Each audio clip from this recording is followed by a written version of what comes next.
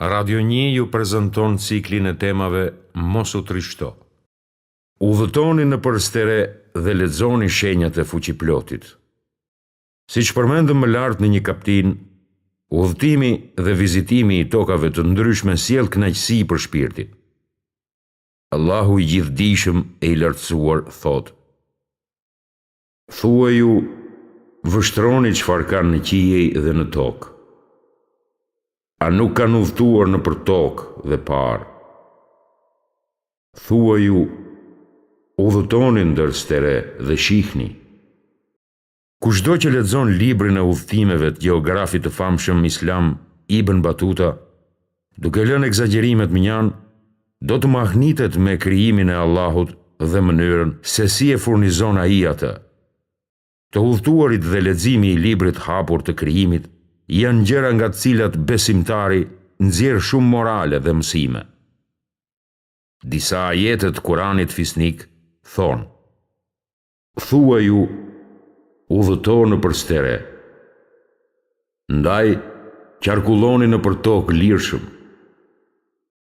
Edhe kur arriti vend perëndimin e diellit, s'do të ndalim udhëtimin derisa të arrijë vend takimin e 2 deteve, ose të udhëtoj me vite. Falni namazin e natës. Ngritja për namaz natën vonë kur qërshes sy njeriu, i jep qetësi dhe prehje zemrës.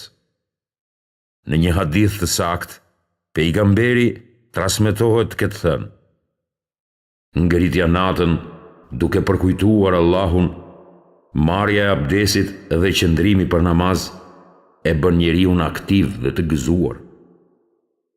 Disa ajete pohojnë: Ata flinin pak gjatë natës. Dhe në një pjesë të natës zgjohu me të leximin e Kuranit në namaz. Është e sigurt se Zoti yt do të ngrejë në një pozitë të lartë. Një hadith i saktë në librin e Ebu Daudit tregon se kryerja e namazit të natës largon sëmundjen nga trupi. Profeti gjithashtu ka thënë: Mos u bëni si filani. Ai ngrihej natën për namaz, por pastaj e latë. Robi i Allahut është më i miri kur ngrihet natën vonë. Mos u pikëlloni për gjërat kalimtare.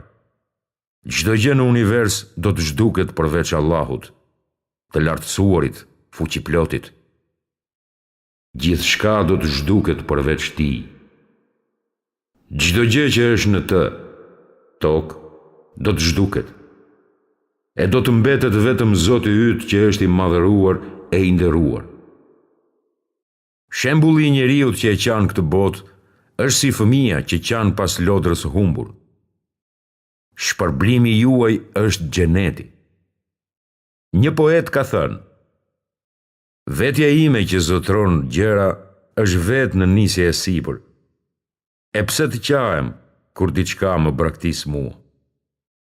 Krejt bota me tërarin, argjendin, pozitat dhe vilat e saj nuk meriton as edhe një lot. Në një hadith të transmetuar nga Tirmidhiu, pejgamberi ka thënë: Bota është e mallkuar dhe çfarë ka në të është e mallkuar. Përveç përkujtimit të Allahut, asaj vepre që e pason dietarit dhe studentit.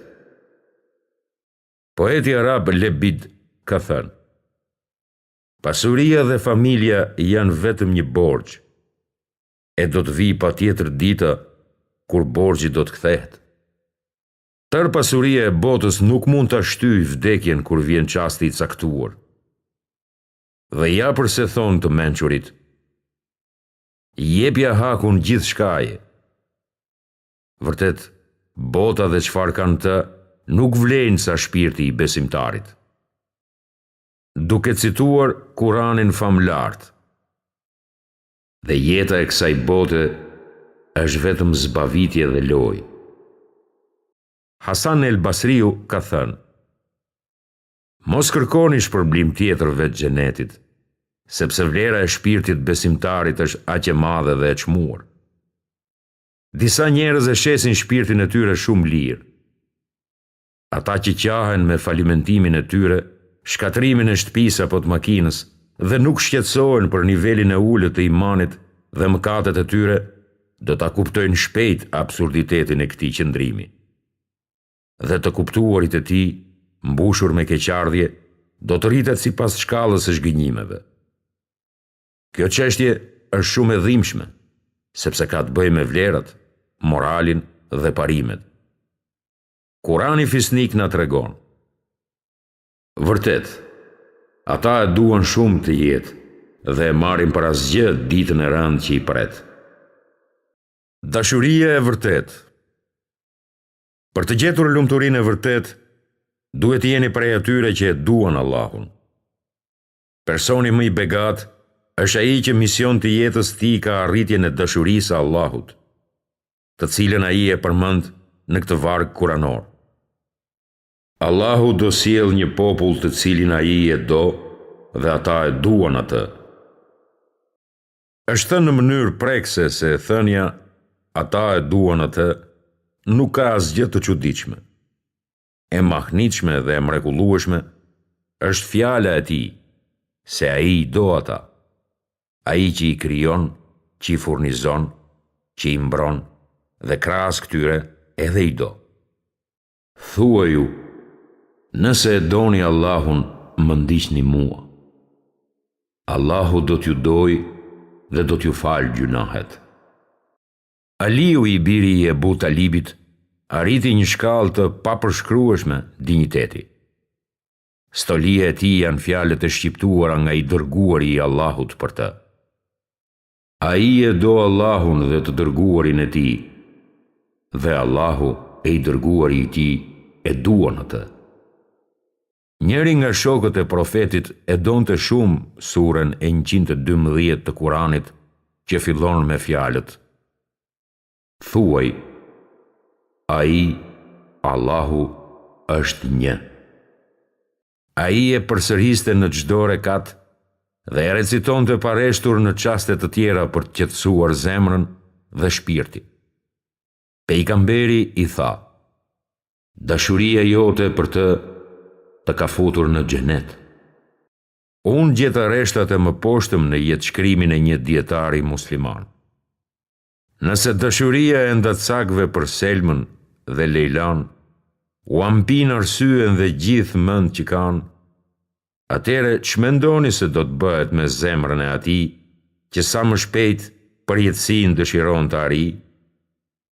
Një ajet kuranor thot: Hebrejt dhe të krishterët thanë: ne jemi bijtë e Allahut dhe të dashurit e tij.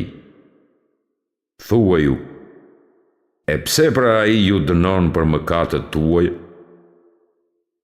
Historia e dashurisë me Xhnunit për Lejlan është e mirënjohur.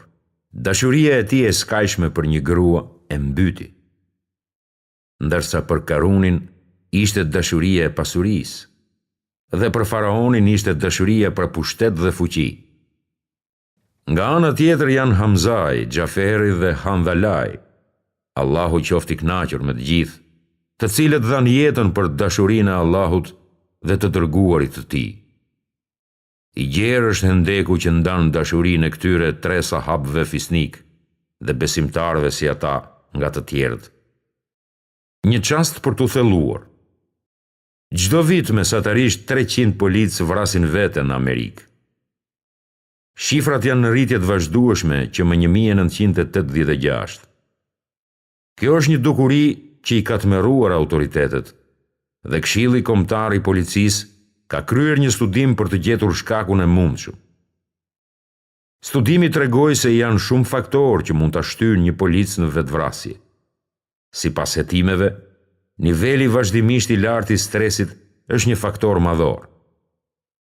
Policëve u kërkohet të ruajnë gjithmonë gjakftotësinë gjatë konflikteve dhe kësaj ata janë të detyruar të durojnë trysni të mëdha që lidhen me nivelin gjithnjë në rritje të krimeve.